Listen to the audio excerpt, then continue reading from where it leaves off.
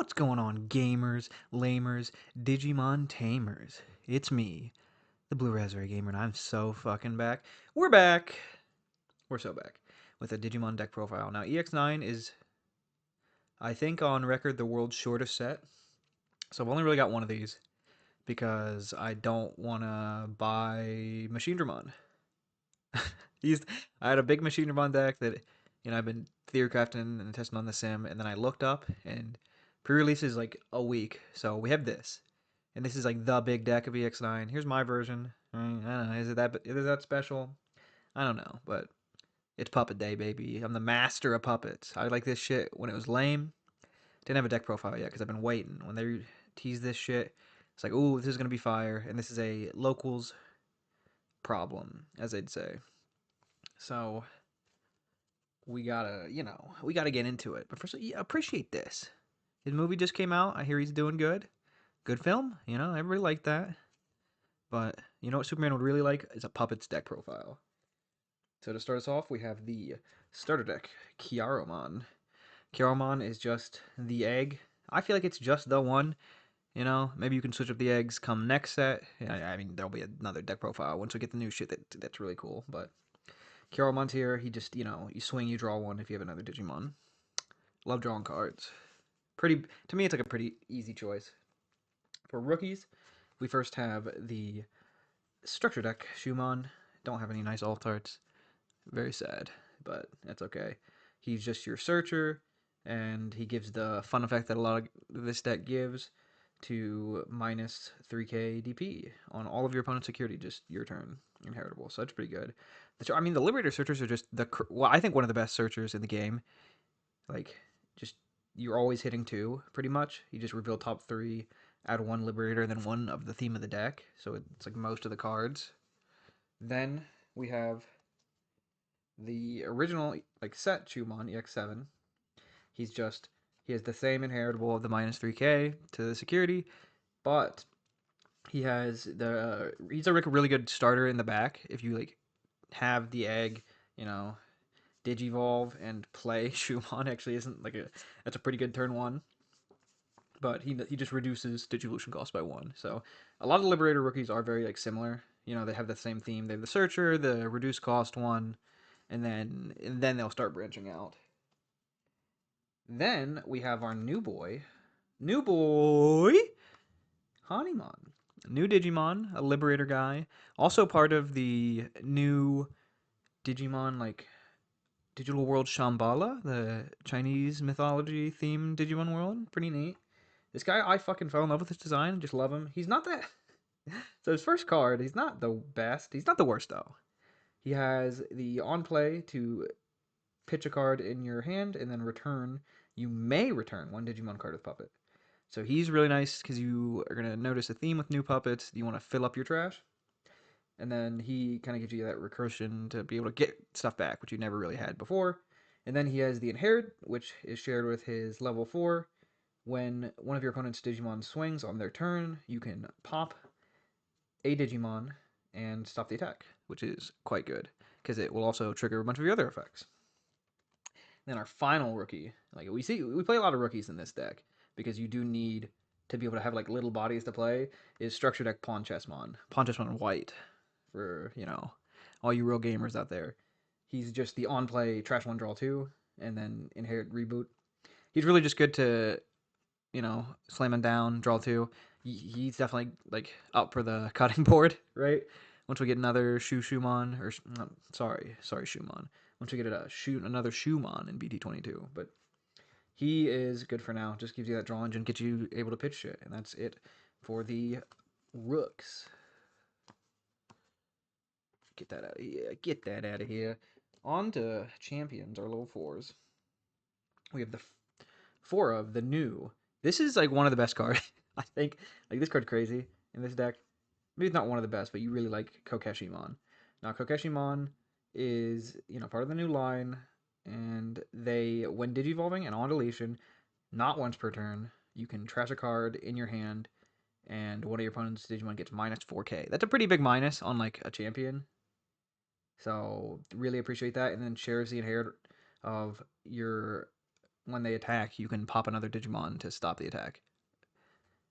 Just that minus 4K is so good at clearing out floodgates, which this deck would like crumble to if you had like a can't play Digimon by effects or can't reduce Digivolution cost.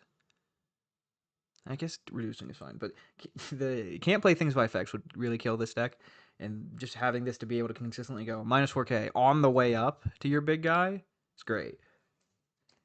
And then we have our actual, I think this is the best champ in the deck, Shumon, the promo one. Look at that winner. Only winners get these. You can't actually buy them unless you've won a locals. But it pops out of security when it's hit. So it's pretty good. Has a security effect. Then on play when digivolving. So you'll get this out of security. You can play a token that has when it it's the puppet token. So when it dies, gives something minus 3K. But when you play this with this, it will die at the end of your opponent's turn. So it'll pop, give something minus 3K, and then you'll probably you might get other effects. Ooh, there might be other effects that we like that happens, and then we finish off with 3 old EX7 Shumon. God, ooh, too many shoes. I will say, I love this. Like the Shumon and the Kokeshimon and Hanimon, all these new Digimon from like this puppet trait deck. I love them. They become like some of my favorite Digimon, and that's pretty hard. I've got a tight grasp, very tight, very authoritarian grasp on who is the top Digimon. But these guys get close. These they come out. But Shushimon just has the when Digivolving play and Arisa, which you used to play this at 4, but you don't need it as much because of another card you will see. So and then it has the inheritable, minus 3K to security. So you give a lot of minus DP to security where you're like, you can swing, and they're like, yeah, this is like a 12K guy. He's 2K now, so that's pretty neat. And then we have the card that will be hit when this deck gets hit. Level 5, Karakuramon. This is the problem card. So if you're mad at puppets, which I don't think it's like the best deck yet, but it's definitely a new contender, right? It's a new thing that people are taking to big real tournaments. So the big enabler, I feel, me personally, me the Blue Raspberry Gamer, I think this is the problem card. I mean, it's like the best card in the deck. Karakurumon on play and when digivolving by deleting one of your opponent's tokens, by deleting one of your tokens or puppet Digimon, so everything in the deck. This Digimon may digivolve into a Digimon card with the puppet trait in hand without paying the cost. Now you see the problem because you can say you have the one, right? Say you have the one reduced cost guy out. You go into the one that plays a token for a cost of 1, into this for a cost of 3, pop the token, you're into a level 6, you're into your ultimate, or not ultimate, mega, that just for one memory. You have to have the pieces, but you're already into a level 6. So crazy card. And then it has the puppet level 5 inherit protection from anything when this would leave the battle area other than by your effects. So I guess the big weakness of this deck, I will say this. So you don't see this card. That's big weakness. And then de-digivolve because there's no protection against that, and that really circumvents a lot of their stuff. So if you're playing against this, play black decks. A Botamon, he's not bad. Not bad. Machinedramon, oh, it could be good. Probably not, but it could be as a call to this. And then, yeah, so it can just protect itself by popping something else. And our other level 5s, other ultimates, we have EX7 Chaperonemon. Look at these. I love these arts, too, that they release. We have 2 of these. They are really good for Overclock, So if you haven't seen Overclock, if you haven't seen Puppets, you probably haven't seen it. At the end of your turn, you can pop another token or Digimon of the Puppet trait, and this Digimon can attack without suspending. It has to be able to, so, it has to have, like, it can't have like summoning sickness. It has to have rush if you want to attack the first turn, which you can do in this deck. And then you have to like pop a body, but that's fine because it's when digivolving you can play a level 3 with puppet. So there you go. You play one for free, and then it also has the protection inheritable. When it would leave, pop something, which it's playing something out itself. Ooh, just fucking whap the shit out of the camera. Why don't we? And then a card people are sleeping on, probably for good reason. Probably because I'm wrong. I love him. One of the best Digimon ever created. Edamon. And then here's EX5 Edamon. On play, when Digivolving till the end of your turn, one of your opponent's Digimon gets minus 3k, and then they get start of main phase, Digimon must attack. That's really good for the level 6s. It's really good because I play an ace in this deck, which is helpful for the deck. It's really good because you can just then pop a body if you have the purple inheritables and end that attack. And then he has a fun inherit that you won't do much, but it could come up. So when an opponent's Digimon attacks, you may reveal the top 3 of your deck. Then you can play a black or yellow Digimon card with a play cost of 3 or less among them, trash the rest. So we do play like a lot of rookies. So you could, right? And we don't play that much more. We play like 13, but 13 still that's more than like most decks. And that could come up. But he's just fun because he is puppet trait, so he fits with everything. And I think this is me just reaching to fit Edamon into a deck. I'm like, oh, I can play Edamon. Get him in, get him in something. I've had ideas that I haven't put pen to paper yet on to do like the puppet bottom end and do like Edamon top end and see how that worked. But that probably won't come to fruition. It might. So now on to our level 6s. So I play 3, and this might be a mistake, but this is the new girl Kaguyamon. Kaguyamon's crazy, crazy cracked, big strong card. This is the new card everybody's been gooning over. But all turns, your puppet trait Digimon gain Alliance and Blocker. So great, we finally have a blocker in this deck, which we had before at like the level 3. I think level 3, the rookies, but eh. And then so you give everything blocker Alliance, great. Then all turns, when other Digimon are deleted, when any Digimon is deleted, delete one of your opponent's Digimon to the lowest level. So you're constantly doing that with like Overclock. You'll pop your own tokens or guys, swing, and then you're also popping one of their things. And then at the end of your turn, every end of your turn, you will play level 4 or lower a puppet from your trash for free. So this card's really good, right? You're constantly replenishing your like playfield with puppets at the end of every turn. You probably want to play the promo Shushumon, who then plays a token, so you're getting like 2 bodies that are both blockers. And then when either of them are deleted, which you could, if right, say they try to delete Kaguyamon, you just use your inheritable, unless it's Edamon, to pop something else to protect it. Or you've had Edamon, and then you went into Kaguyamon. Well, now as soon as they swing, you could either pop something to delete to end their attack, or you could block it, and then when that Digimon dies, you pop their lowest guy. So it's crazy card, crazy good. We play one of, which I think would be the 4. I don't know. I want to do 2 Syndromon, 2 good Syndromon. There's only one good Syndromon, EX7 Syndromon. I don't know if EX9 lasted longer, I would switch up this deck more and try more shit. But we get a new set, which is gonna completely change this stuff. I think that will be 4 Kaguyamon in that deck, but we'll see. So Syndromon is really good, I think, into the mirror because she has starter main. When Digivolving, you play a token, so you're constantly just refreshing tokens with this one. And then she has Overclock, so you can pop said token or anything else to swing at the end of turn. Then, not once per turn when attacking, you have something minus 6k. So this is actually great, and why I would think about running more is like for the mirror, because if you can swing the turn you're summoned and do minus 6k to Kaguyamon, you clear it. And they can't do anything, right? They could like pop something to try to protect it once, but that would just pop that Digimon, and Kaguyamon still dies. So right there's I think this is really great into the mirror match. So I would probably bump it up 1, but for now this has been like fun on the it's been fun. I think this list has been fine.